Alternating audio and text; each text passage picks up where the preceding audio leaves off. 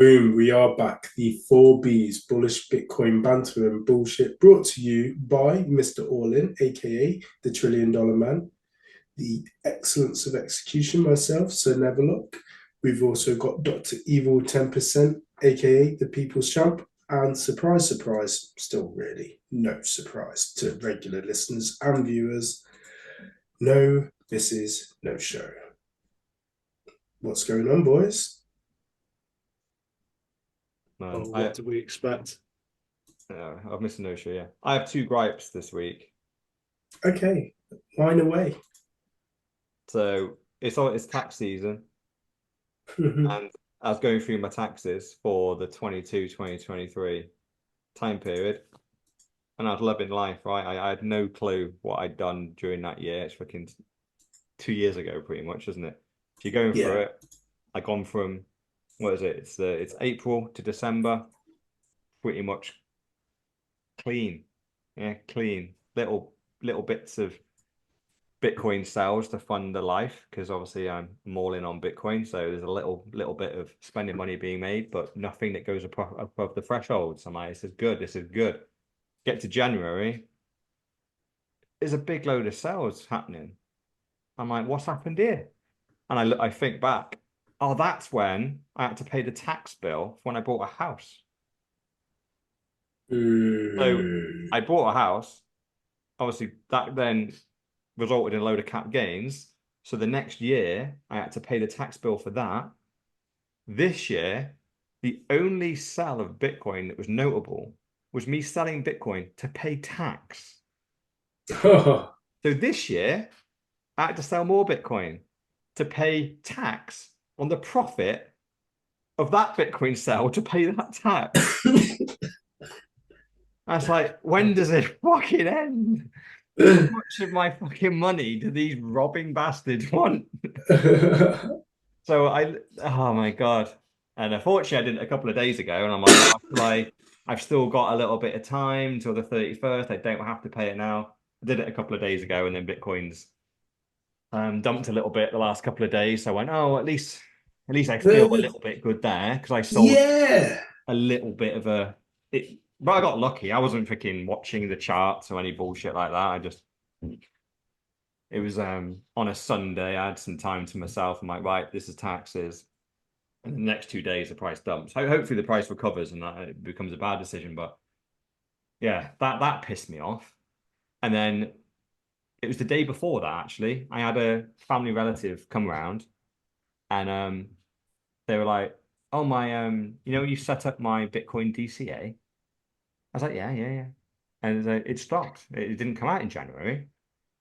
I'm like, oh, let's take a look. And they'd set up on Kraken, went in. It's this freaking FCA survey thing, right? Oh, So they hadn't filled in the survey, so they just cancelled their DCA. They hadn't taken the payment and hadn't converted their money into Bitcoin. So that the survey came up in the first couple of questions, right? It's all about what's your net worth and how much money do you earn. So this person essentially is privately wealthy, but they are pretty much semi-retired now, so not earning much money. So I filled in their net worth, filled in their salary, and I pressed next, and it went, "You're banned from the platform." oh, This was actually it was Coinbase because I set these guys up on Coinbase years ago. They went, "You're banned. You can no longer trade on this platform." I went, "Oh my God, I think I've screwed you because like your net worth is huge, but your income is small, right? This person's semi-retired. They don't need to work, right? Because they have a no. high net worth. They're in their late 60s. They're winding down. Um, but You forgot to fortunately, they you went, "Oh, forgot what to should I do?" lie. I know it's bizarre, right? And I was like, "This, there's no way your credentials should have been banned from trading. This is not right. This is a seven-figure net worth individual, right? And but they just earn in the 20s worth of salary. You go, but that's normal for someone in their late 60s because Yeah, of they're white. course. You This don't isn't their need. main income now. They're living off investments. Their house is all paid for. And then so I just went, oh my God, I'm sorry, but I'll probably have to sign you up on Kraken or Gemini and we'll have to lie Mm, on that one. But fortunately, Coinbase are dumb. I went, you know what? Let's just see if they're stupid and let me do this again. I clicked the button again. They let me do it again. So I went, well, this Oh, time, let's just lie about your income. So I just put in a nice beefy salary into the income, kept the net worth largely the same, click next, let me in. Went straight through to the survey. Now, the survey on Coinbase, I'm guessing you guys have done this, but holy shit, it was quite hard. They were asking me all about staking and I random haven't shit actually, coins. because I'm more of a, when I come to do it, it's like digital dad. I just do it in lump sums and then I truly forget about Bitcoin. And I just then have to reteach myself about Coinbase Pro and just refresh my memory of like, Coinbase okay, Pro's I gone, do right? this. Well, yeah, it has got it. It's the advanced part, isn't it? In terms of because it's all one platform consolidated into one. But yeah, I probably need to log in at some point Well, yeah, and then because do the survey. I think the date on the survey was Jan 8th. So essentially, if you haven't done it by then, your account gets locked and you can no longer buy or sell anything. You can't even move assets out. It's just your account is frozen essentially. So I can't do the survey on my account because my account is still banned. It's still pending review. I don't know Depending, how long that's been there for now, but it's probably about a year. The yeah, longest pending review will be with you soon ever. But I was just so triggered by this, right? Because the fact is they cancelled a DCA, so a recurring buy of someone that just they literally had a small amount that they were buying every month. They stopped it and didn't tell them. The only realized they knew was because they just went, I didn't see the payment come out this month. And then number two, they did the survey. We were honest. They got banned. This is a high net worth individual, got banned from buying Bitcoin on Coinbase. I had to lie to get them through it. And then they said thanks to me. And oh, by the way, actually, this is another thing to freaking watch the boomers. They'd actually put a lump sum. They'd asked me a couple of months ago, like back when we were near the bottom, is now a good time to buy some Bitcoin? And I was like, probably, yeah. We could go lower, but I think this is cheap Bitcoin, right? We're well like in the teens of pounds. So they shoved a lump sum. So they thought they bought a lump sum of Bitcoin. It turns out all they'd done is deposited a lump sum of fiat onto Coinbase. And they forgot to convert the fiat into Bitcoin. And they're going, why is my balance not going up very much? I'm like, because you've left it in fiat. Like, what the fuck? And I'm just Um, like, oh, all these things together, right? Like this person doesn't really understand an exchange. They think just sending the money to the exchange, they magically know to make it into Bitcoin because that's all I've told them, right? They have not got shitcoin in their life at all. And then number two, not only is just getting them to buy Bitcoin hard enough, right, without fucking it up, which they clearly have, and I am watching it nearly on a daily basis, and they've still got this through me, right? They literally deposited a large quantity of fiat and just left it in pounds on the exchange. You've then got the FCA coming in with a survey to help them that banned, like not only stopped their buy, then we filled the survey in and it banned them when we gave the correct information. We had to lie to get through it. You just go, um, man, I've we're just gone. Bitcoin is being attacked. I haven't bought any for a couple of weeks, so I just logged into Coinbase and I've just had a look. So I've gone through the first bit about your net worth. And the second bit is a knowledge quiz, and it has asked me about wrapped tokens. And I was just like, I haven't got a fucking clue about wrapped tokens. I don't buy wrapped yeah, tokens. yeah. Yeah, And the next I've one will managed to be be about unsuccessful. staking. Yeah, I've managed to be unsuccessful because I don't know. So I'm actually going to have to sit down and Google all this stuff and take it again and just go, what's the answer? Because I don't know about wrapped. I Yeah. don't know about staking. I refuse to go down to the shitcoin casino. Oh, I know. When I was filling this out in my kitchen, and I was like, "Oh, this survey's easy," because the Kraken one was genuinely easy. It was you just had to read the question, read all the three answers, and the obvious one came out. I did the Coinbase one, and I was about just to click an option. I'm like, "Oh, hold on, I actually don't know the answer to this." Yeah, it's about wrapped Bitcoin. The next one's about staking. There's another So, one that again here is are the questions. okay. So, what listing process does Coinbase follow before making a crypto asset available to trade on its platform? Coinbase only lists assets that won't fluctuate much in value, so that's false. Coinbase has a digital asset listings group which evaluates assets against legal compliance and technical security standards. Only assets that pass these checks are listed. Yeah, that's the I'm one. guessing that one. Yes, And then Coinbase will list any crypto asset already listed on another crypto exchange, so it's middle. Yeah, that one's easy. Then we've got which of the following is an accepted risk management strategy when trading in crypto assets? Diversifying crypto asset holdings across different crypto assets. Buying crypto assets based on recommendations from Twitter. Borrowing money at high interest rates to invest in crypto assets. So diversifying, it wants me to say, but I know, I don't unfortunately, diversify. For any listeners, it's Bitcoin, not shitcoin. I know, like diversifying, like is buying Bitcoin and not anything fiat or shitcoin. What best describes the potential risk when holding crypto assets? If the assets are held with a centralized exchange, the exchange could be subject to a cyber attack, which could impact my ability to access some or all of my crypto assets. So, yeah.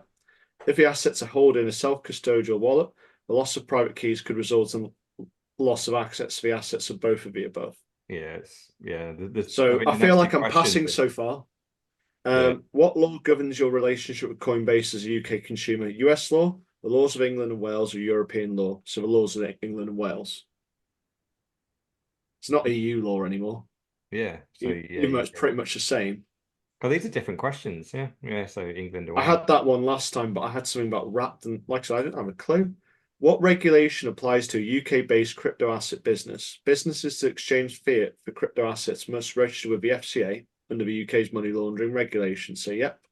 Yep. All crypto asset businesses must hold a license to operate a UK stock exchange. So, no. And all UK banking regulations apply. So, it's the FCA money laundering regulations. Oh God, here we go. Here's the one which I got no idea on. Wrapped tokens are tokenized representations of other crypto assets. They are typically created to facilitate compatibility and interaction across different blockchain protocols. What are key risks with these types of tokens? Wrapped tokens are often used to bridge assets between different blockchains. The integration layers that facilitate these bridges might suffer from technical issues, hampering the ability to transfer or utilize the tokens as intended. That's right. Yep. The value of wrapped token is typically backed by an equivalent amount to the underlying asset. If the mechanisms ensuring miscollateralization fail, the wrapped token's value may fall. Yeah, that's also right. See, I wouldn't have a clue. I don't know. Both of the above. It's C then, I guess. Both. Yeah. Oh, success there. With some help from friends, I can now actually go and buy some. But yeah, that token a wrap still. I don't know. See how nuts that is, though. Like literally, you had to do phone a friend on that survey, and you know what you're talking about. But those kind of questions for the average noob, the average normie that is going on to Coinbase, like my relative, when they were faced with those questions, it was like the questions were in French. All they know is go on Coinbase and DCA into Bitcoin. And if you want to do lump sums, buy it on Bitcoin. And then I'm nearly getting to the stage with this person to then go, right, we need to move to hardware wallets. But having seen the fact that they just deposited a load of pounds onto the exchange and left it there for 3 months, I might maybe we just leave it on the exchange right now. I really don't want to have that on my hands where it's like, those 24 words, you still got them right, and it's because I don't want to freaking have to keep them for them, and it becomes way too much of a burden, like people need to become their own bank in the speed that they can become their own bank. But those questions are ridiculous. That is not like, imagine getting asked those questions at 3 a.m. in Vegas when you're about to put $1,000 down to play some blackjack. There's not a single person that could get those questions right, even if you're a blackjack pro. So you get turned away from the table. You don't get asked the questions, do you? All you get asked is, "Do you want another drink, sir?" You go, Do you think the "Hell yeah." government have been told to make the questions like this extra hard Yeah, to we read the divert people away from Yeah. crypto? Yeah, absolutely. We literally we read the regulations, didn't we? It was months ago. Yeah. Oh yeah. We Yeah. read it. There's 25 questions, and they've obviously these questions have summarized it down. They don't ask you 25 questions. They ask you about 5 to 10, but they have to cover so many points about the products that are available within that platform. And the problem is, when you're a Bitcoiner, you don't care about all this stuff. So depending on which exchange you're on, you need to learn about staking, the wrapped coins, like all this bollocks. They literally, like, if you've gone a route, if you've been orange pilled by a direct Bitcoiner and you're just doing it because you believe in that person, you believe you do need to hedge against inflation, you do want a currency that is going to save you from the fiat hyperinflation. They're very laser focused on just doing that, and you have no clue about this stuff. And this is clearly, imagine, I can't even think about how hard it would be to onboard people. I'm guessing if you onboard now, this survey hits you right in the front, like on sign up. Yeah, because it's That's going to basically bounce you've everyone got. off. So reading through it, you've either got to have assets over 250 grand, or you've got to be paid over 100,000. Oh, it's either or. Yeah, it looks like it was on there, but I think, if to make sure you get through, I think you'd have to say both. Obviously, I'm not suggesting to anyone they should lie, they should tell the truth, and believe these regulations. Well, I just thought, what if you're like a student, right? You're a student, That's what I'm thinking. or And the or just you're average, anyone in your 20s. But no, Like, but you're not obviously going to have either of them. You're not going to earn 100 you grand, can't yeah? afford the risk. The I government's trying to know. protect you. That's the nuts thing. Like, stay in fiat land. It's too scary for you out there. And you go, no, I know it's scary out here, out there. That's why I'm here. that's why I'm trying to get in. I'm Yeah, that's why here to I'm trying get to get away from in. scary land. And scary land has put themselves on, going, no, no, no, we need to protect you. So you're gonna have a load of students. That's the thing. I was saying it to this relative, going, just imagine if you're that 18-year-old student, you were signing up to Coinbase. The first question is, what's your net worth and how much do you earn? Right. So you probably earn a couple of grand a year, maybe a bit of bar work that you do. Your net worth is probably minus 10 grand from your student loan. You fill that in, honestly, and all you want to do is stack £10 a month worth of Bitcoin. That's all you want to do. They will ban you from even buying the 10 because you're not a high net worth investor. What is this? Like They're just trying to protect you, just like when they made you wear masks and when they told you you couldn't go out, but they could have their parties, which there's no evidence of them having parties at number 10. There's no evidence of Gavin Newsom having parties with his elite friends. They were protecting you, and they want to protect you right now. I know, but all joking aside, right? Like we wonder why the price of Bitcoin is dipping a bit in January. And obviously I think this is largely UK specific, but this is genuinely going to stop the adoption of Bitcoin, right? This is a great way of using regulation to put these barriers, this friction into buying Bitcoin, right? And it's literally it's really pissed me off because obviously I've got these people. There's 3 or 4 people now that have come to me over the last month that I have orange pilled to get to buy Bitcoin. They don't largely know why. They are older relatives of mine that have seen my success and just want to. They just want to go. You know what? We're just going to put 1% towards what you're saying because if you're right, then let's make some money.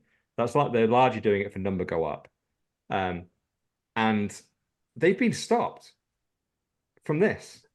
And they wouldn't have got past it if I hadn't helped them get past it. How many people are out there that are DCAing have been stopped and don't even know they've been stopped yet? It's only January. They might not realize until fucking August when the price is like 300k. They come in to go, oh, my DCA's been doing well. I got stopped in Jan, mate. You didn't do the survey. And by You the got a way, load of fiat which is depreciated by 10% this year. yeah, and even to get that Bitcoin that you did have out of the exchange, you got to pass this test. You better Do you have to hope pass you. I wonder if you do have to pass the test in order to withdraw.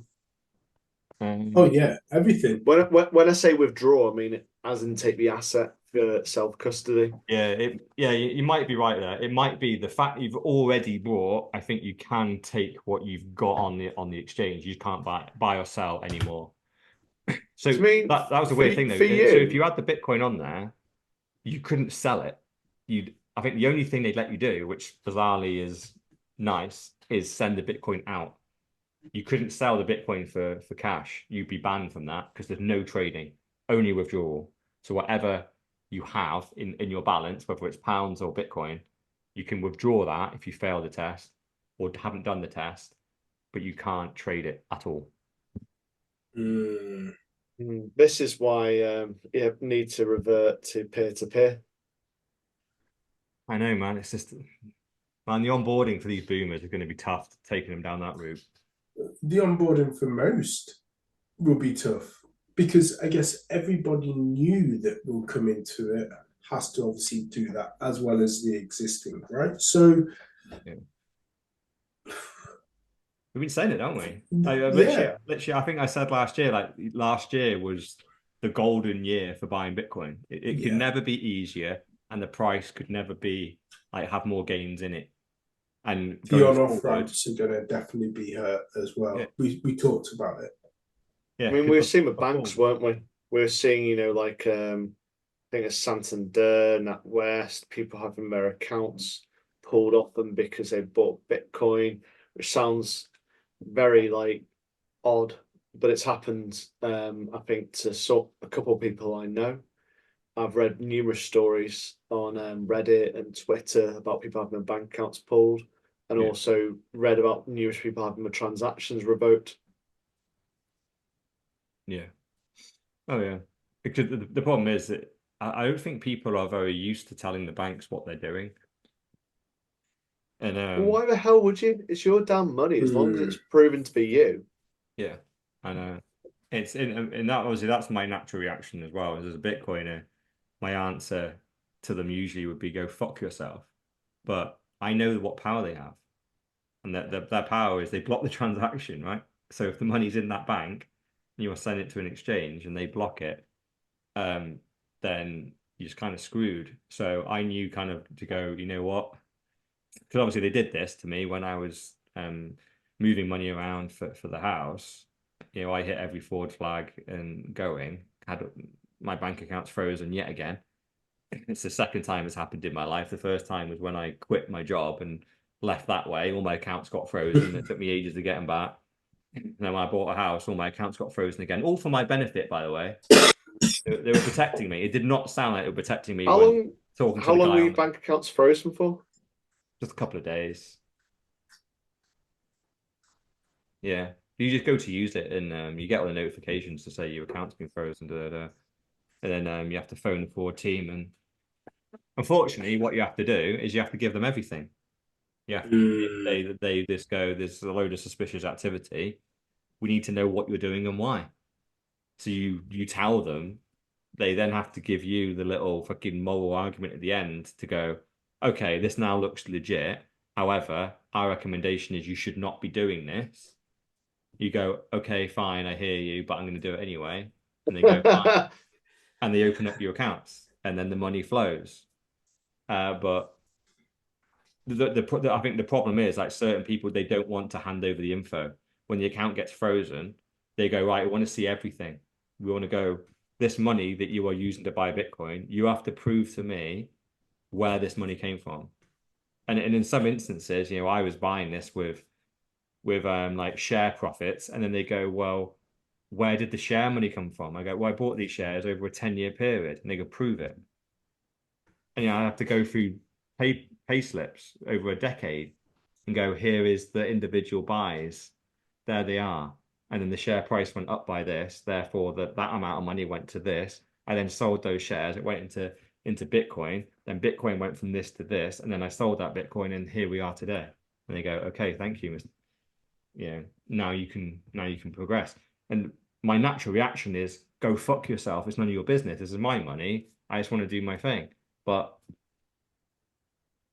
the government have been very clever in these AML and KYC and just general money laundering regulations to go, if the banks ever fuck up on this stuff, big fines and prison time can happen on them. So they do the enforcement. The second big money starts moving, their instant reaction is to freeze, especially if you're a pleb. And you know, I was a pleb, right? It's just suddenly then big money starts moving. if you're one of the big hitters and big money's moving all the time, they probably don't give a shit. Yeah. But I'm someone that just moves big money every like.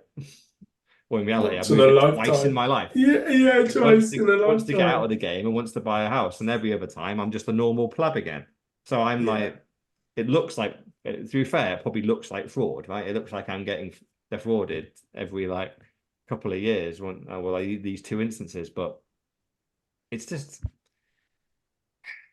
it is pretty disgusting. And those two things over the last like, literally, they both happened within like 2 days of themselves. Like my relative getting their DCA fucking cancelled, and then I had to do my taxes to pay tax on the fact I had to sell Bitcoin to pay tax. I'm just like, this is tax inception right now. And anyway, yeah. Should we actually get onto the agenda because we actually hadn't gone to it yet? Yeah. Let's have a quick look. Story number one, super bullish. I love story number one.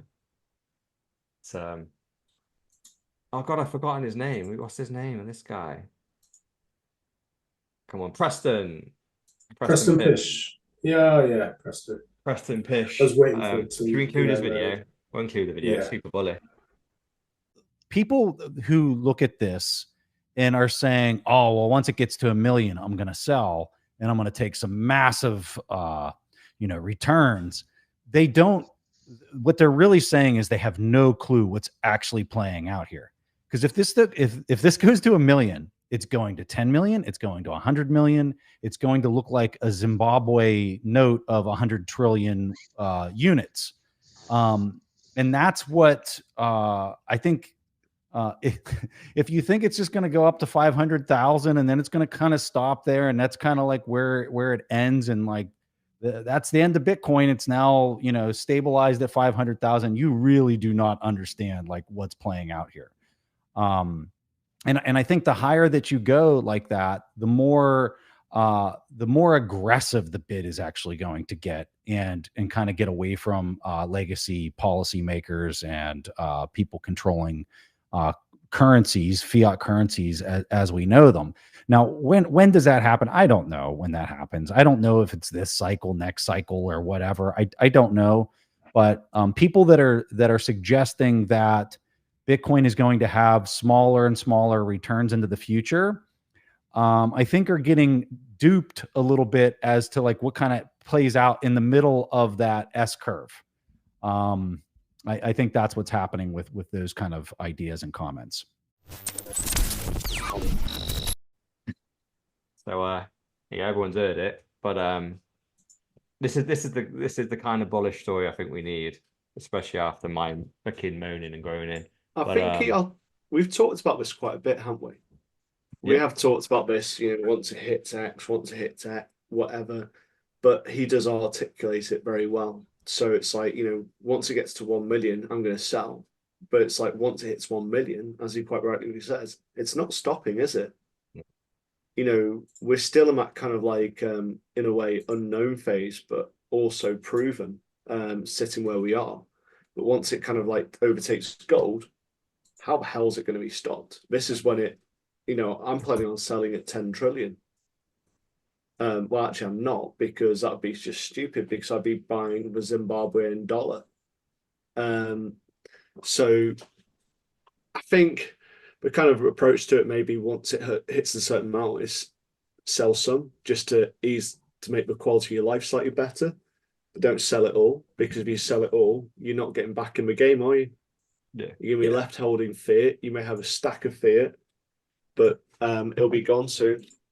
Yeah, I think every time I sell a bit of Bitcoin, and obviously the only reason I'm doing that is because I live on a Bitcoin standard, so everything I pretty much own is in Bitcoin. It's just I know it's the worst trade of my life doing that thing, and if I look back over the decades to come, that bit of Bitcoin I sold to buy a sandwich, buy the weekly shop, I don't even want to know what that actually cost me, right? But everyone's doing that because just by buying it in fiat, it's the same thing, right?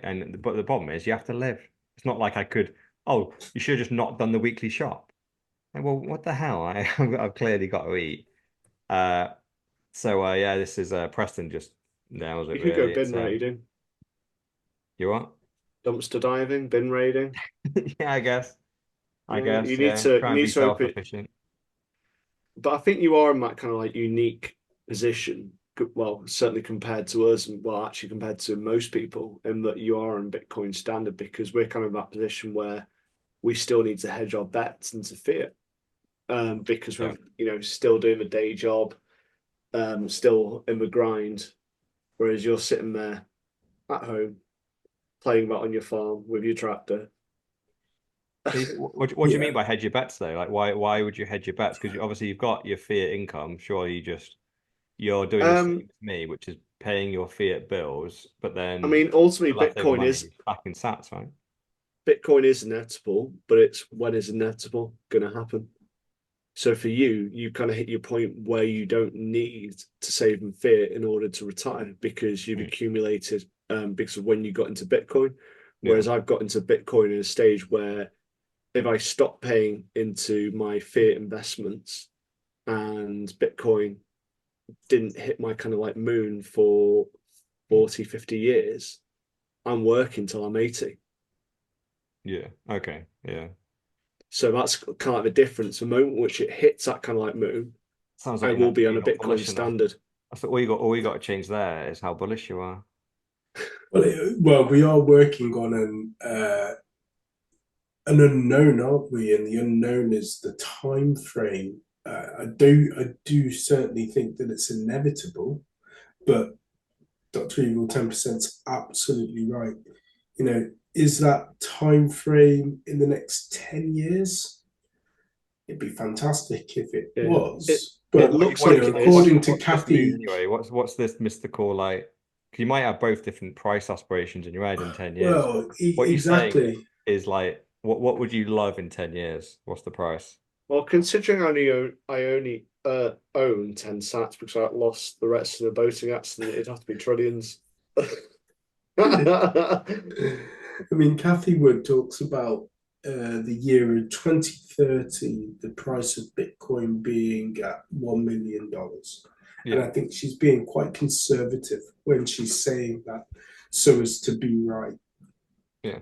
But And if it's worth a million, what's that in terms of purchasing power? Because we've seen a loss of what, 40% within the last 3 years in terms of our pay packets. true. So are we going to lose 70% of that? So in reality, it's more like 300,000. Mm. And then that's, not really retirement if you own a Bitcoin.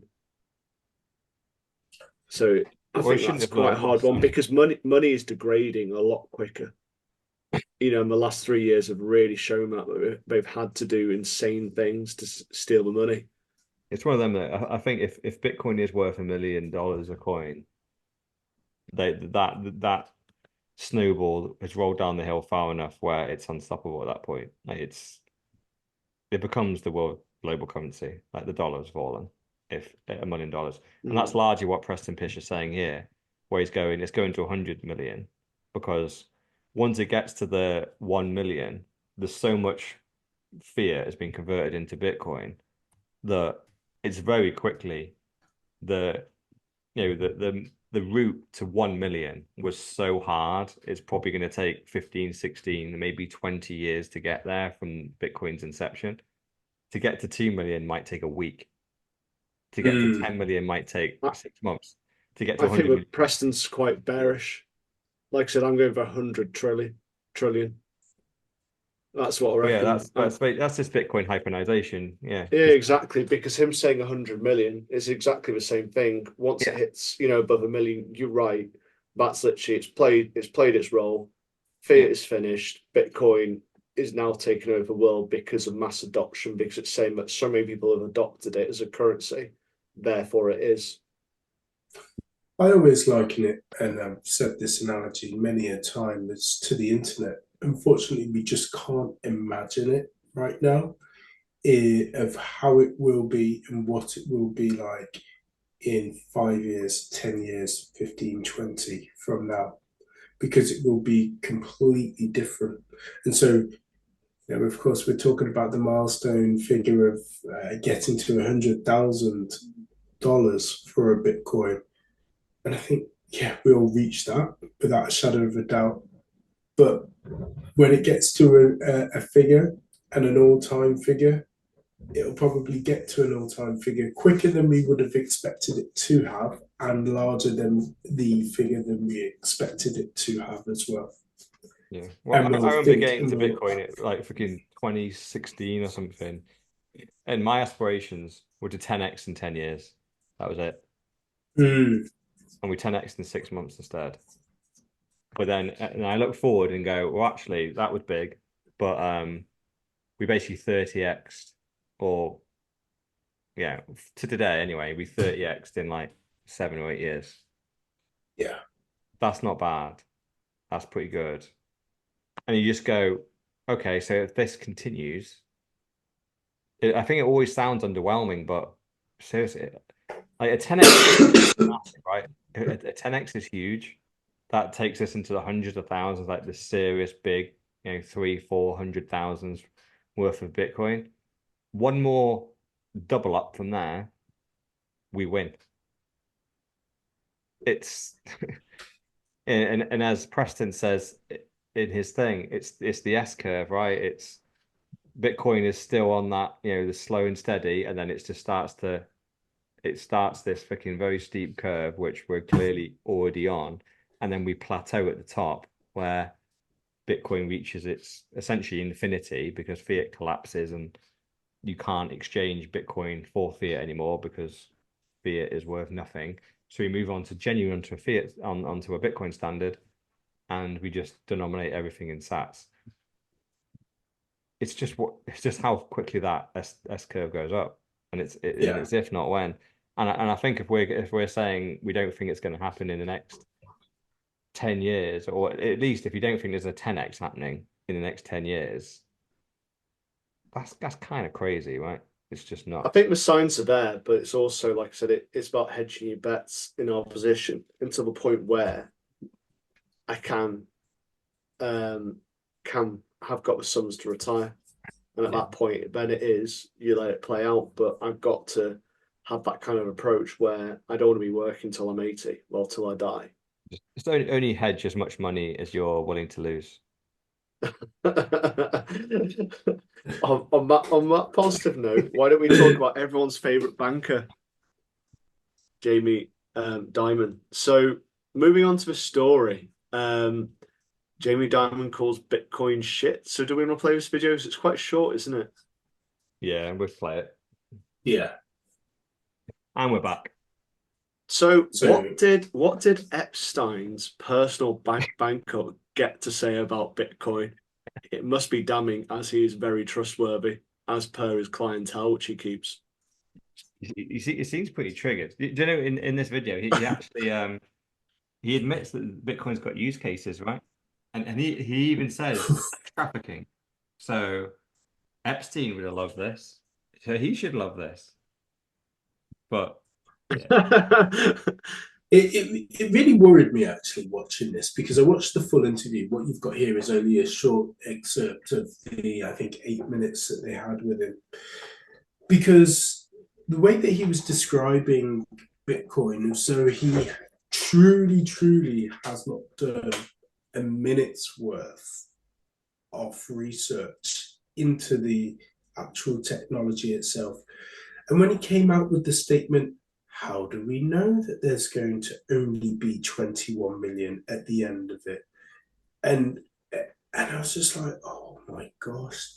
Like, if that was the case, all of the smart people that have already tried to outwit Bitcoin would have already figured that part out. And the fact that it was already issued in the white paper from the very beginning, over 15 years ago. But yeah, but he's like, I've got a different take on this, because you're talking about he hasn't done his research. I think he has. Yeah. It's why would the taxi driver slate Ubers and say they're a bunch of rapists, thieves, and whatever else? And that's fundamentally what he's doing. He's discrediting. There's no evidence for it, because there's probably a camera inside every single Uber, so they can't do these kind of crimes. And it's the same with Bitcoin. It's like, oh yeah, why would it make more than 21 million? He knows, but he's just putting the doubt into certain people's minds who won't do the research. So I think we can't Mm. trust Bitcoin, can we? So he's playing a little bit of a game because he's not stupid. He's not going to go out there not knowing everything. But it's not in his interest to move to a Bitcoin standard. But what I did find interesting is they asked about Larry Fink's position.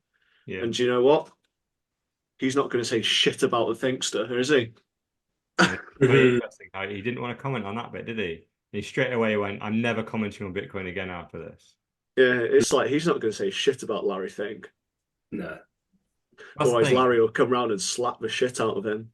Yeah, because literally, well, the problem is, right? He doesn't have an argument against that. Like this FUD that he was saying, where Bitcoin's only for criminal activity. Was it for sex trafficking and funding terrorism? It was money Yeah. laundering, tax avoidance, illicit activities. But the Lebanese might disagree. Well, and BlackRock and Larry Fink may disagree, right? Because they're selling it as a product, which is why he couldn't answer when the interviewer went, well, Larry Fink, literally the founder of BlackRock, one of the biggest companies in the world, is offering a Bitcoin ETF. What do you say to that? And he just went, I don't want to talk about this shit anymore. He doesn't want Yeah. Jamie doesn't want Larry kicking his door down and going to town on him, does he? What the fuck did you say about Larry? So that won't go down. But I think kind of going into it, it is the old FUD. At least he didn't try and pull out the ESG card because that's been discredited publicly by KPMG. Yeah. But he's still got his position. It's still, like I said, it's just a load of FUD, single words, no evidence backing it up. And I mean, ultimately, you can talk about use cases. If it was used for money laundering, great as a use case. But the fact is, it's very transparent. So the kind of question which I always think is, well, what proportion of a dollar is used for drug trafficking, money laundering, tax avoidance versus the proportion of Bitcoin? I'd love to see those stats. Yeah, because he claimed that the only usage of Bitcoin outside of illicit activities was just trading between one another. Let's go. You know all these things aren't true. You know they're not. He just went on. Well, I think he was triggered that he went on CNBC, in Switzerland during Davos, wanting to have some softballs about all their fucking virtue signaling about fucking CBDCs, which is why he talked about, right? The one thing I think he did want to talk about was CBDCs, was tokenizing just assets or money and using the blockchain that has value, but the I think he was. that is Bitcoin had no value. I think he's possibly more upset that he's dragged away from all the prostitutes in Davos. And I've heard they actually have to fly them in. There's such a demand for hookers during fucking Davos that they have to fly them in for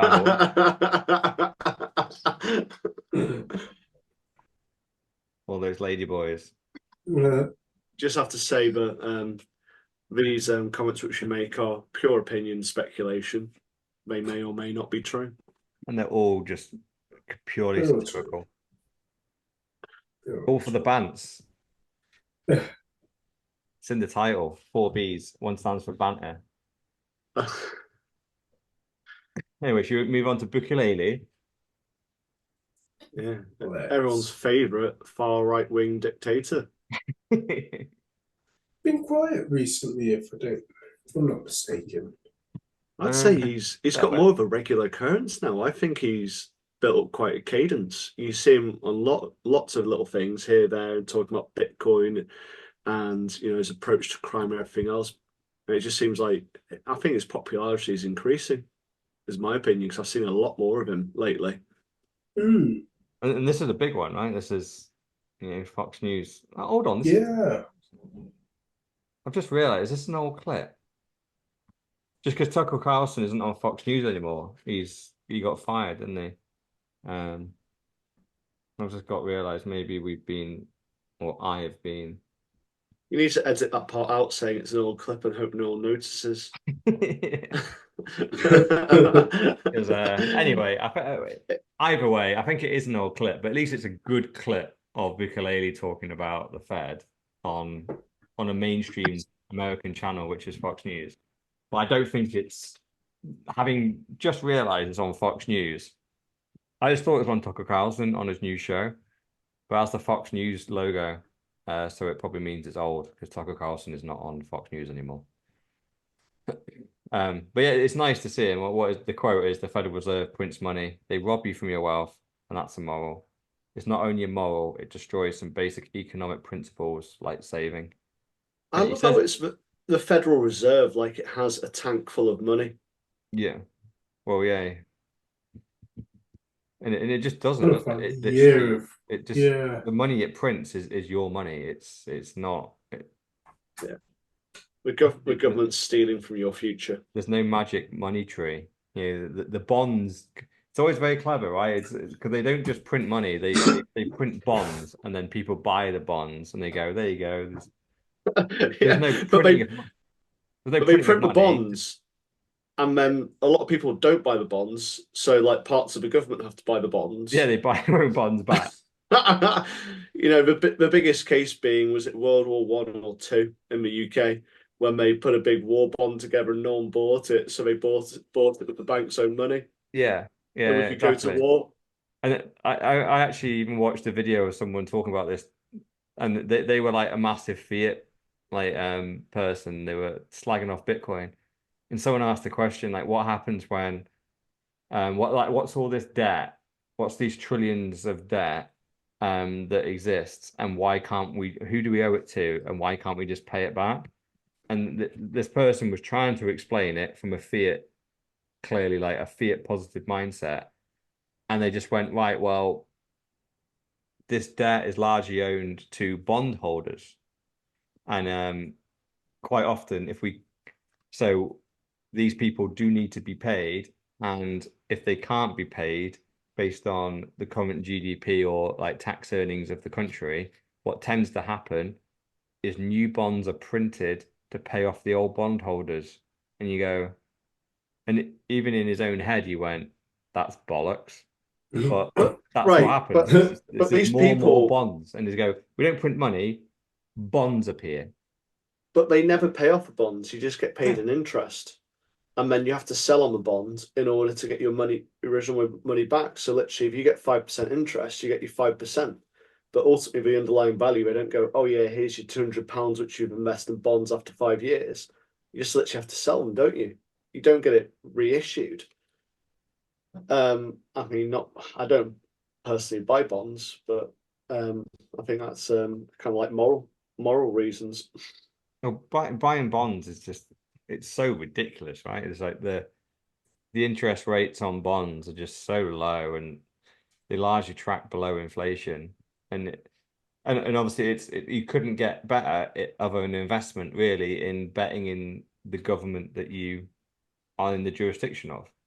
And I would challenge anyone to say, do you want to make a long-term bet on your current government, no matter where you are? Is that where you want to put your money? Because Well, that's that's what what we're you're talking betting about on. before. Is basically bets against the Yeah. government. And whilst I am having my kind of like hedge in fiat land, I still think it's going to happen a lot earlier. It's just that I've got to take that hedge. It's fine. You just don't get a boat that has a boat in it. Fine. I just get a boat, but I do get some deckhands to go with that boat. You might well have, yeah. Or you might be cleaning my boat that lives inside another boat. That's the risk that you're taking. Sweet. Should we go to Lop? Lop on paper Bitcoin. Next story.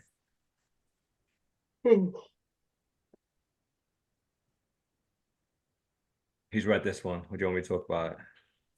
Yeah, I read bits. I read bits as well in terms of this, and It's just yes, a discussion about different types of fake Bitcoin. So like what is it, wrap Bitcoin, and then futures, derivatives, options, and all those kind of things. It's just an article talking about all the different types and how it kind of exists. But it just reminds me of I suppose the current fiat investment market, doesn't it? it's just representative of what he's talking about. Yeah, I think it relates back nicely to the ETF conversation, because obviously that's essentially paper Bitcoin, right? And I think what Locke points out nicely is, yeah, historically we've had derivatives, futures, and options. So they've already existed. You can do all those things on the existing financial market.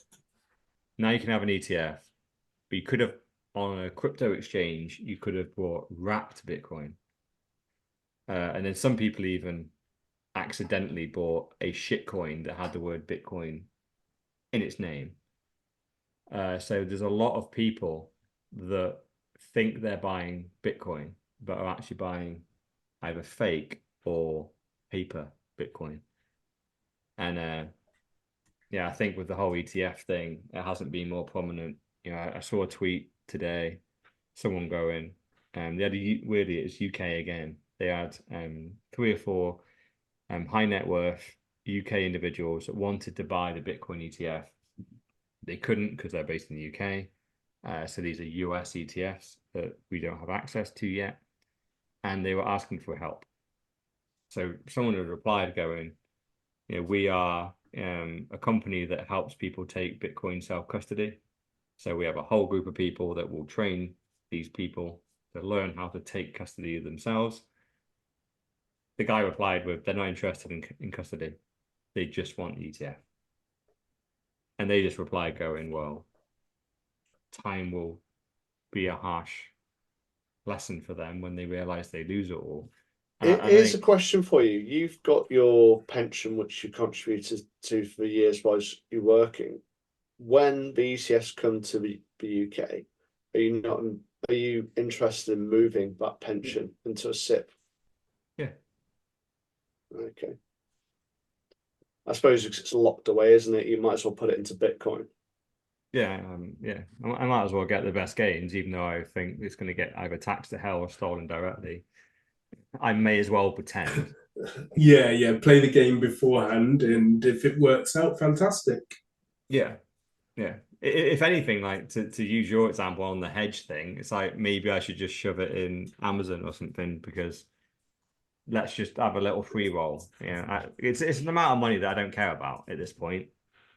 I don't want to just set fire to it, but yeah, I absolutely would. I tried to move it into a Bitcoin. I tried to move it into MicroStrategy about 6 years ago, and my pension fund manager at the time told me I can't. So yeah. Anyway, At that point, so the question to, I guess, the group: would you go full high risk on your pension, i.e., Dr. Evil 10%? So pensions now have the ability to have access to Bitcoin ETFs. The minute it becomes available, do you go, yep, sign me up, put it on full? well, the pension fund won't do that for you anyway. But well, no. So you've got really access to it. Yeah, so you can move it into a SIP. Yeah. And then you can invest it into what you want. Yeah. Yeah, so for me, I'm in 2 minds about this because it is locked away money and the years keep on increasing. So literally, what was it, 8 years ago, you could access that pension money, private pension, at the age of 50. Currently, it's 57. So it will be 57. Yeah. Yeah, so it's gone up by 7 years. And this is a reflection of the fact they need to keep your money locked into the financial system. So, yeah, I am playing with it because I need to move the money from my company pension into my SIP, which I had set up, which I've now stopped paying into. And I need to work out what I'm going to do because, yeah, I don't want bonds. Because, like you said, it's a bet on the government, and a promise which they never fulfill. So you either go S&P or a world index, or you do go Bitcoin, or you work out to do allocations into both. But yeah, it won't be typical investments, which most people would agree with the approach which I'll take. Yeah, because in reality, right, it's the best pension is just to invest the money the way you want to invest it. Don't allow your pension fund to dictate the rules. Just don't pay into a pension. Take the money as you earn it and invest it as you want to. That should be your pension. So then suddenly, guess what? You have every option available to you now, don't you? Because the money's in your hands. It's in your bank account, and you can buy as much Bitcoin with it as you want. You could buy a Bitcoin ETF if you wanted. You could buy the S&P 500 if you wanted. And guess what? You can sell whenever the fuck you want. Right? That's for anyone listening to this, really, that's what you should be doing. Right? You should take control of your finances. You're obviously paying enough attention to money and to your investments and to your finances to take to know that you are competent enough to take control of it better than some pension fund that how often do you meet the pension fund guy?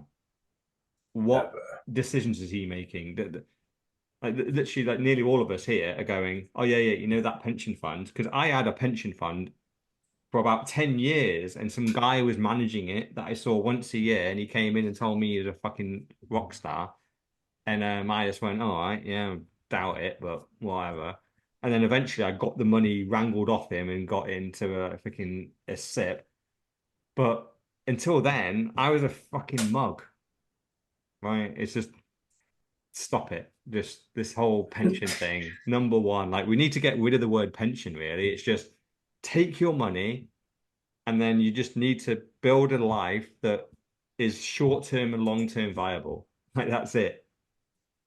Yeah, you don't spend all the money you earn today. You can't because you're gonna get to when you're in your 80s and 90s, if we get there, you ain't gonna be earning much money then. So you're gonna need to have money saved up. So just plan ahead and build a portfolio that pays off short term and long term, and then you're all good.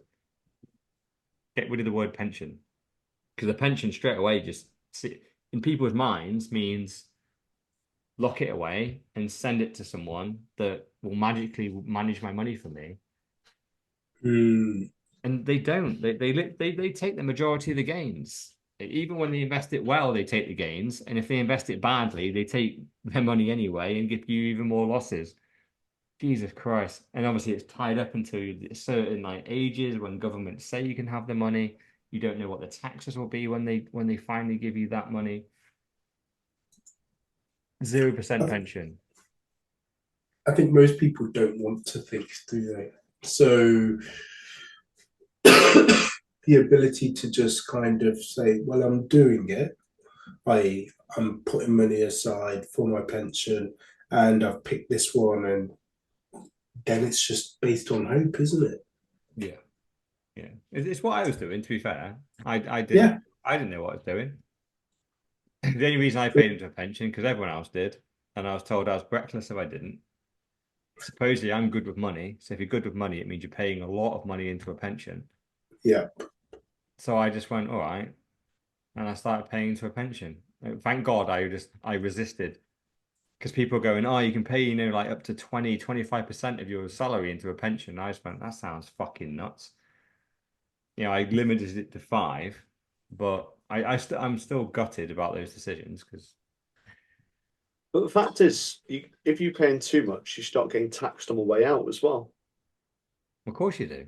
And you're going to get taxed because on the I way out think no if matter you're what. under like what is it 25 grand withdrawals per year, and guess what? When we're over 65, if you're Income withdrawing 25 grand a year, that'll probably be enough for like a bus ride and a Mars bar. You're gonna get taxed to fuck, aren't you, when you're 65? I know. And the scary thing is, right, that the biggest thing, right, that I actually started to think about once I got into Bitcoin, and especially with pensions, is am I even going to be in this country when I retire? Right? If this country falls and fiat hyperinflation happens, I'm going to flee, right? So I'm going to just write all the assets I have right now and write them off to zero. I'm going to flee with the bit of Bitcoin that I have left, I'm going to go off to some other territory and live there. So And I when was you just- escape, I'm going to be riding around in your tractor. Yeah, as long as you can buy the petrol to put in it. Like, Jesus, it's going to be Mad Max land around here. And you just go, in that scenario, holy shit, the pension that I pay into is attached to the government that I paid it into. So if I flee and go to a different country, do I get my pension? No, I don't. No, they're just going to go, you fucking gone. And so even that was, again, it's like you tied to the geography that you're born into, and if you can guarantee that the geography that you live in right now is going to still be here in 30, 40, 50 years, then fine. If that's what you think, then great. Maybe your pension will pay out what it says it's going to pay out. But if you need to leave at that time, like they ain't paying your pension off into some zero tax jurisdiction that you've moved to, your government's not paying that. They're going to go, no, you left. You left. You voided your rights to this pension, regardless how much you paid in. You left. Done. But anyway. We digress. Go on. Should we move on to the next story? Yeah. Bitcoin economy. I was really looking forward to this one because I think Matteo Pellegrini hits on a really good point. So a few years ago, he had the realization that most sectors of the economy will eventually be rebuilt on top of Bitcoin. So the year's now 2024, and here we are. When it comes to banking, everything will go through Swan Bitcoin, River, Strike, Real API, I believe. Collectibles will be at BTC cards, computing, Start Labs, crowdfunding, Geyser Fund. So at Geyser Fund. Open fundraising for creators. Okay, cool. Yeah. Have you seen what's under sports? Yeah. Under sports, Real Bedford. I mean, it's giving some examples, and it's obviously quite fun to look at. But you Yeah. kind of go, I don't think it'll so much be Bitcoin, be built around things like decentralization. So, you know, at the moment, there's been lots of censorship over the last so many years on social media. So I think there was an alternative which was being built, but I've totally forgotten who on earth. Is that Ginger Comedian, wasn't it? Who's talking about the AP. yeah, talking about that platform where it's basically decentralized, so you won't get censorship, and then with you know, the YouTube equivalent is Rumble. So it's kind of like, I think it won't so much be Bitcoin, but it'll be around the decentralization to stop people having power. But do you think that they essentially the major brands within the individual sectors will be Bitcoin led brands or Bitcoin or pro Bitcoin brands? Well, it's inevitable, so it's always going to happen. But it's just, I think it won't be so much centered around Bitcoin, because Bitcoin's just going to be a payment. It's going to be the payment. Yeah. It's going to be centered around decentralization. Yeah. So, you know, Rumble being the example, then I can never remember what the Twitter alternative is. But it's a decentralized version to stop things which have happened in the last 4 years from happening again. And governments having too much power. But what I thought about is the bit which really interests me is we end up with Bitcoin centered or decentralized government. So the services, but it's also, when I say this, I'm thinking about the transparency there. So at the moment, you pay your council tax, it goes into a big bucket. They build a fucking building, they do a project which they waste money on, they take loads of their pension, they pay people too much, they outsource it to their mates. And you don't see that. Whereas with Bitcoin, you pay it into a wallet, but surely there'd be the audit trail then. You'd be able to see where the hell that money went.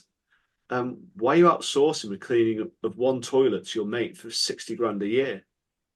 You know, things like that. And Yeah. I hope that it would make, because I believe there's got to be some form of government, just not very big.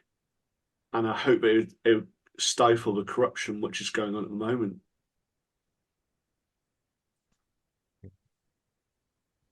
I think it's good because I think one of the list of companies that used to exist in this like whole Bitcoin economy was the whole financial part of Bitcoin was too much, where you had BlockFi, Celsius, all these like lending and debt type products. And I think this list where you do have banking, but just about everyone, Swan, River, Strike, Relay, most of them, well, I think all of them, just mean you stack Bitcoin. You can't stake it and all that stuff. Mm. In the collectibles, computing, crowdfunding, education, healthcare, investing, media, payments, podcasting, publishing, social, sports, video games. It's just basically going, without realizing it, the entire almost internet is being redeveloped from a Bitcoin standpoint. I must admit, there's a number of these that I'd never heard of. So it's a great list. And they've Yeah. missed out. They've missed out art, haven't they? Ordinals.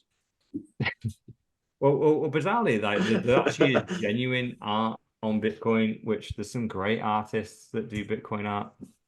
Oh, it was that guy who we went through a couple of his pictures, didn't we? Yeah, A it's month last or week. two ago. Yeah. And then there's just the simple displays which we all own. Yeah. So one behind Sir Never Look, one behind me, and then we've got one behind Mr. All In as well. Mhm. All big fans of those. Yeah.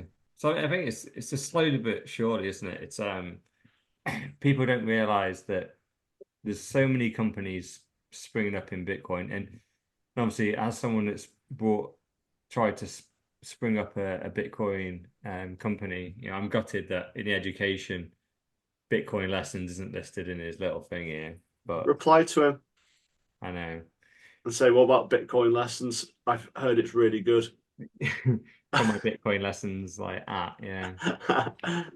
But yeah, it's one of them where there's a lot of companies springing up in the various different sectors, and I think that what really is going to differentiate us is, or when we realize we win, is that these Bitcoin companies don't just talk about Bitcoin, right? I always thought this. It's like Bitcoin lessons wins when my app is actually teaching about things that are not Bitcoin. Right? It's the app was designed to teach you about Bitcoin, but then eventually we win, so everyone knows about Bitcoin. So we pivot the app to go, right, we just need to teach about how to manage your Bitcoin or how to build a career or a relationship or whatever. It's like eventually just knowing about Bitcoin or buying Bitcoin or how to talk about Bitcoin or how to learn about Bitcoin it's like null and void. It's like, it's almost like, how do you speak English? Yeah, it's like you eventually you don't need to do English class, right? You might talk about English language or literature and you go into that space, but really you tend to use your English language with how do I do maths, physics, all these different careers that spawn off the fact that you can now speak English. Congratulations, you can now. That's just a platform. And I think the one thing I point out about all these companies are in every single sector that he lists, all they do is in that sector talk about Bitcoin, which is good. But I think we need to get past that and we need to go, okay, these are companies that are Bitcoin on a Bitcoin standard, but they actually just do something that is non-Bitcoin related. MicroStrategy would be a key example of that. So MicroStrategy as a business doesn't necessarily do anything in terms of how it makes its core money Bitcoin related. It competes with the likes of I forgot name escapes me actually in terms of who they compete with. It's like I want to say Oracle or SAP or someone like that. Let me just double check. MicroStrategy competitors. Yeah, it's the Microsofts, it's the SAPs, it's the Amazon QuickSight.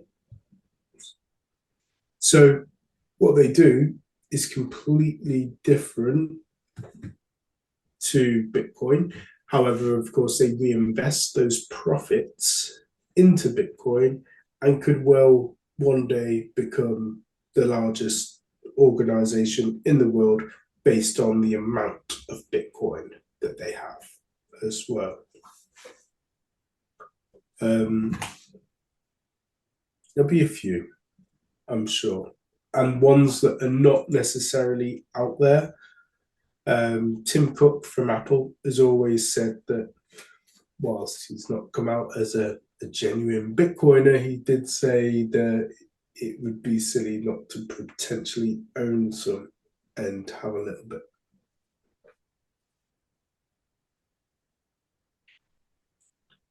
Yeah, it's just having a look at Real Bedford's freaking website. And there's a bit of a side note, but I have seen from fucking Pedro on LinkedIn. Apparently, Real Bedford are getting their ground taken off them next year. There's Well, how another come? team called Bedford Town, and the mayor is giving them their ground. So Peter McCormack is going sick over like LinkedIn. It's the only platform I'm not blocked on him from, and he's getting the ground taken off him. So who knows? I guess he's getting a bit triggered about all that. Someone else has got access to his ground, and but I it's was weird. watching an interview with him and he raised a really good point where people are very close to what he's trying to do. So, you know, the cheat code conference that we'd spoken about that's coming up in April. Yeah. He said that companies should really be jumping on board to what he's offering and what he's doing in terms of the amount of millions of pounds that it will bring in to the economy.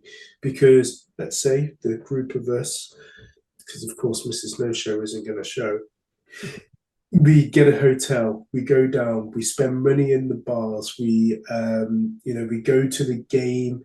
It then creates more revenue. It creates a buzz in and around the city.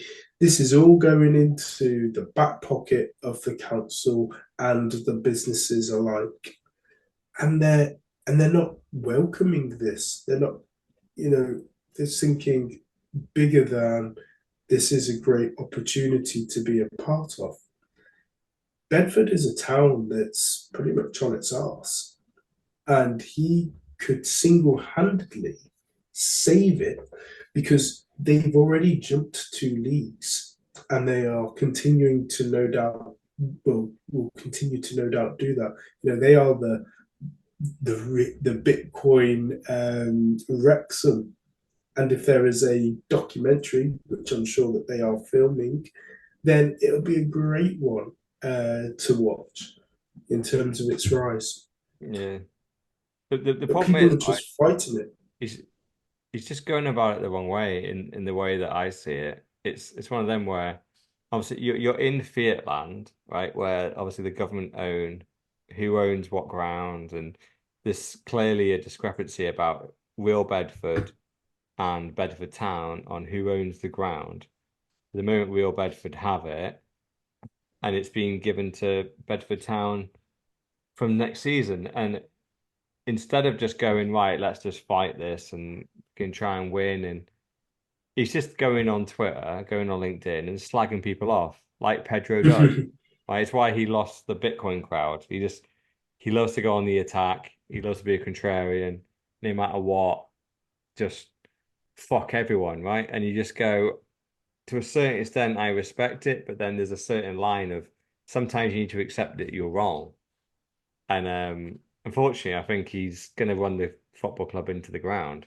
I mean, he's going to spend all the he's got Gemini written all over the shirts of Real Bedford for the men and women. He's trying to say that he's growing the women's game and da da da. I think fundamentally he's just spending all Gemini's money and then pissing off a load of politicians.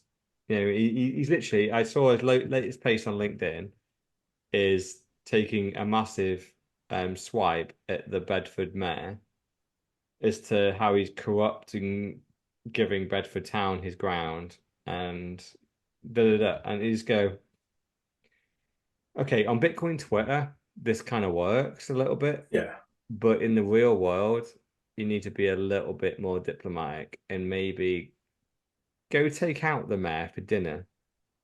Maybe slip him a bit of a backhander. That's Fiat land, right? Fiat land is corrupt.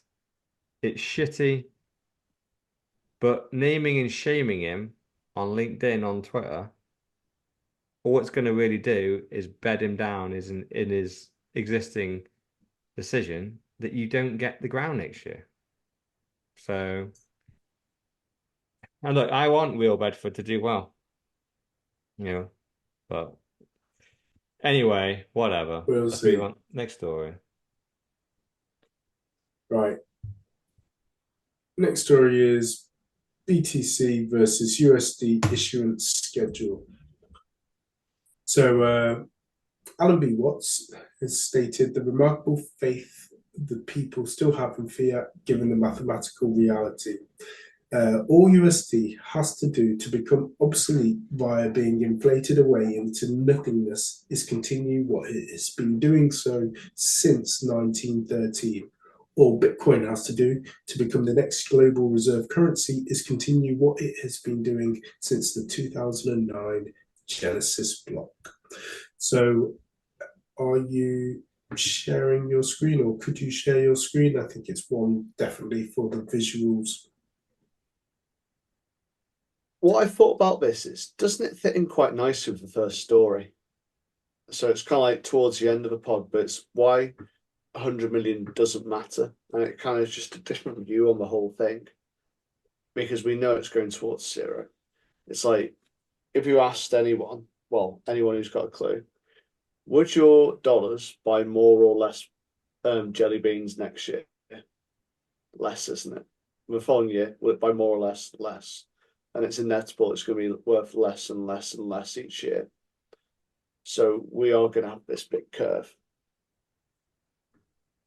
Yeah, it's actually very interesting to watch this curve because obviously the fiat curve pretty much starts in 1971, and if you go back before this, it's just flat, which is why the curve just doesn't really start before this because this is largely the US dollar, and it was flat before then. It was pegged to the pegged to gold. Well, it's not flat because they unpegged it a few times, didn't they? Yeah, but by and large, and there's also to what they're decreasing doing by 2% because of gold.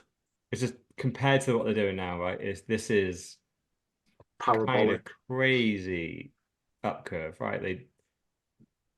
They went kind of slow for the first 20 years, and then Jesus Christ, the last 20, it's almost straight up. And then you look at the Bitcoin schedule, and obviously this starts in 2009.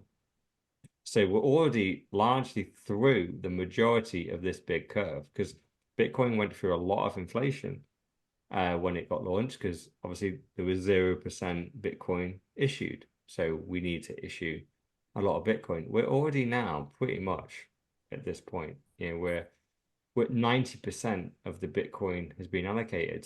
So now we just have a nice little gradual curve. It's just the amount of Bitcoin that is going to get issued is very gradual, very slow. The Bitcoin that is going to get allocated has been allocated. So this is guaranteed, right? This is mathematically guaranteed. And this goes to 2041, but it could go to 20 fucking 200. and this line would just still be flat because Bitcoin wants to issue 21 million. It's issued at 21 million. Imagine if this chart went anywhere near 2041. Because this chart is on today's date, right? This is on 2024, where fiat has gone up here. If we move this chart out, or we mark it even further out, and we go to 400, we know Bitcoin is at 21 million. Where's fiat? So am I reading this right? So we're talking about the issuance of dollars here. So we're currently at 33 trillion. And then if we go back to half, so looking for the kind of like the halving of the dollar as such, it's about 2010, isn't it? Yeah. And then if we go back again, so we're about 16, you're looking for 8. And 8's appearing about 2004. Yeah. Bloody going quick, isn't it? Of course it is. The US once national that gets out of control, it gets out of control, right? It's going exponential. We're hitting hyperinflation. They're asking for the US national debt clock to come back and make its first 2024 appearance, and it is 34 trillion. Yeah, whereas it looks like 4 trillion in about 1990 as a guess. It's quite hard to work out on this graph. Okay, in 1990, the debt was 3,228,092,000. Was how much, sorry? 3,228,092,000. Then if you go, it's meant to be about 20 years, but if we go for 2005, I think you probably see the doubling there. Okay, bear with me. I can get you to 2004, and you're absolutely right. Or it's actually a bit over. So it's 7,635,000,080. So it's every 15 years, but then in the 2000s financial crash, that's when it doubles a lot quicker. And then it seems to be going even steeper now. So it's just insane looking at that. Quite scary as well. But it's all for a good cause, to stimulating the economy.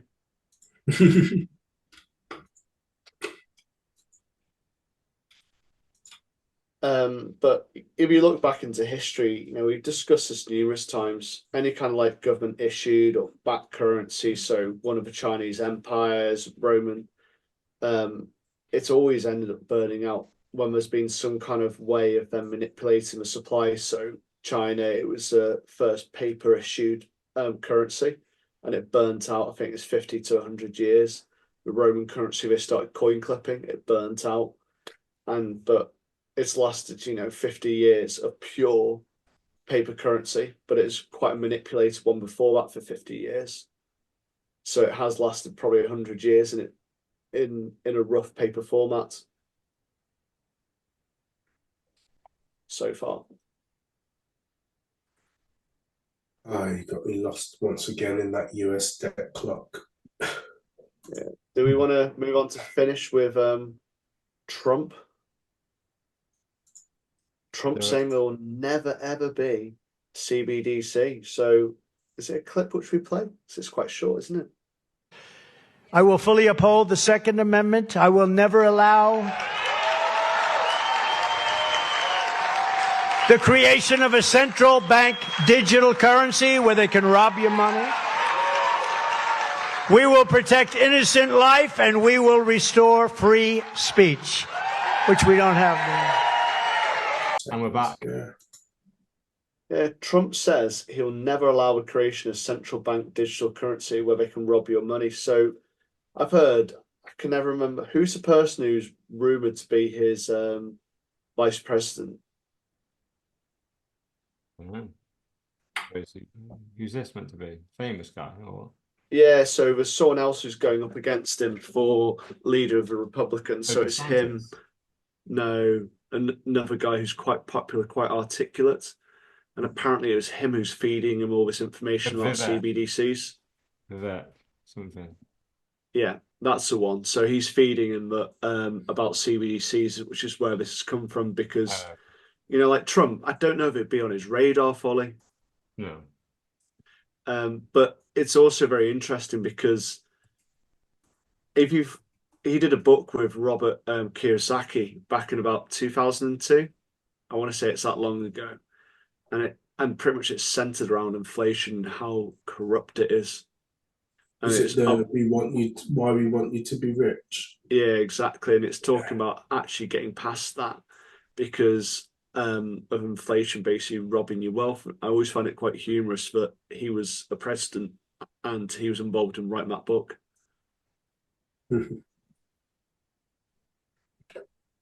I do find it very interesting that Trump's gone, I would never allow the creation of a central bank digital currency where they can rob your money.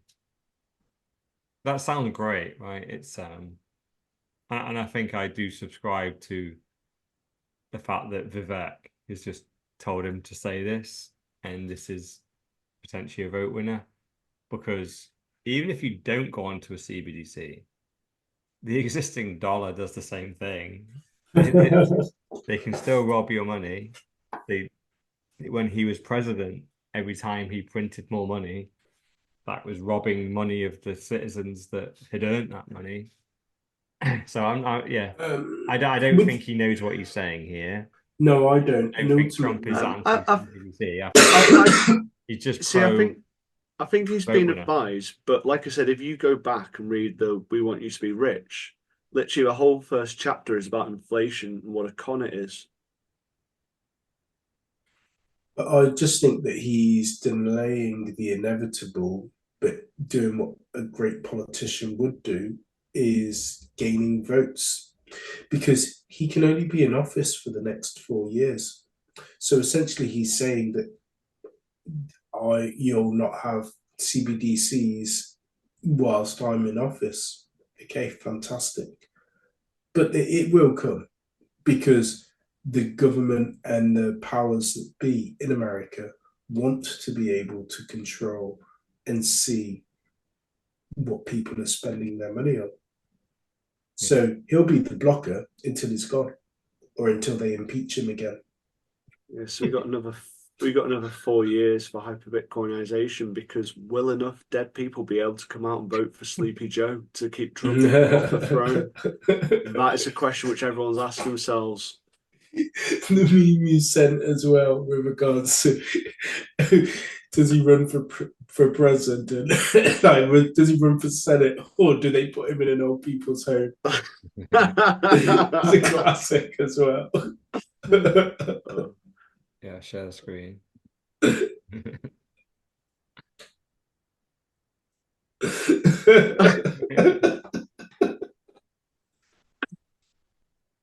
What else did you have this week? Oh yeah, the one about Jamie Dimon. You could all. Is that little hodler who did that cartoons? I don't know. We get pulled up if we put that as a cover, because that's quite a good one for the cover. And the final one was a bit of a tribute to Miss No Show. I think that one might get people to click. Which one? The Starbucks. Oh, Starbucks. Quite a good one, isn't it? Like, instead of buying the actual product, just buy their stock. But I wouldn't recommend buying their stock. But yeah, I mean, buying an individual stock is risky, because you are going down the gambling, aren't you? But yeah, Sleepy Joe Biden is the winner for me out of those three. yeah, it's kind of crazy, isn't it? It's just nuts the fact that Trump is, number one, he's still in the game. Like, they've tried to cancel him so many times, and then it's like the Undertaker, isn't he? Yeah. It's I would say he is the controlled opposition. I don't believe Trump is. You just can't be at this point. Like, you can't genuinely be anti-establishment. You've got to be one of their, he's one of their bad guys that they're just used to go, oh, he's a bad guy, we don't want him to win, and then, oh, he keeps winning, oh no, no, no, but really they're supporting him. But this whole CBDC thing, I don't think he knows what he's saying.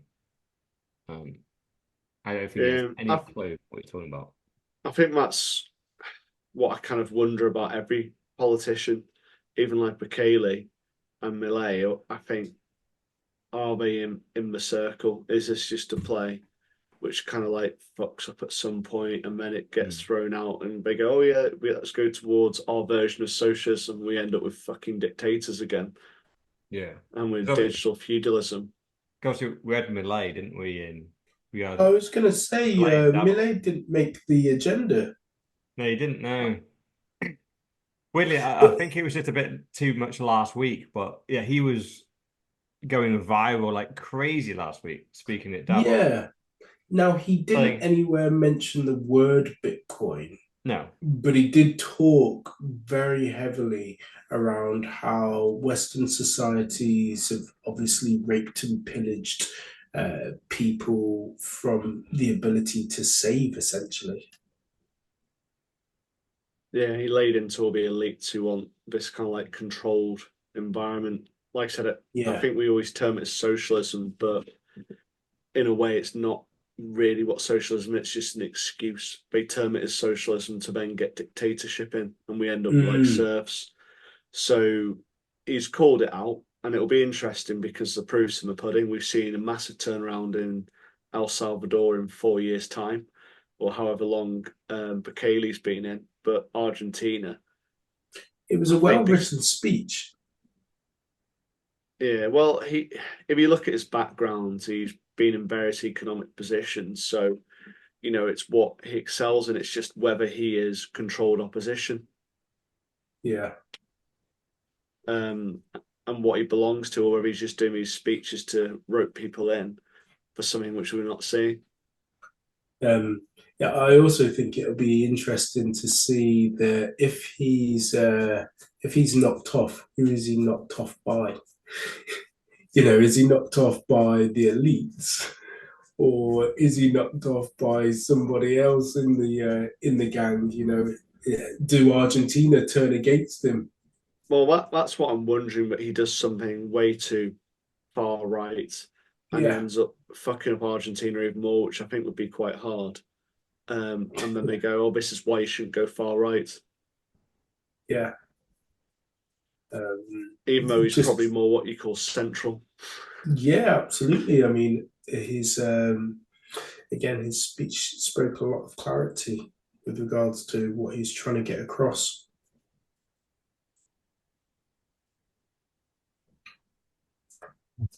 Right, well, there we have it. We've seen it, and we also, and I know we don't really talk about it, but we haven't really touched on the price reduction in what we've seen. But there's news speculating that it's SBF from the death and from the dead, and FTX have been dumping Bitcoin, and that's also affected the price, as well as Grayscale GBST. They have fees on their EFT, so users have been dumping the ETF with them and then going with other ETFs because they don't charge anything and have agreed not to charge anything for up to a year. And of course, when they're dealing in big money in the likes of what these guys are, it adds up to quite a lot of when it comes to that 1.5%. So they've managed to, or they've said, okay, we'll take our bags elsewhere. And as with everything Bitcoin related, this, especially with price, see in 5 years. Yeah.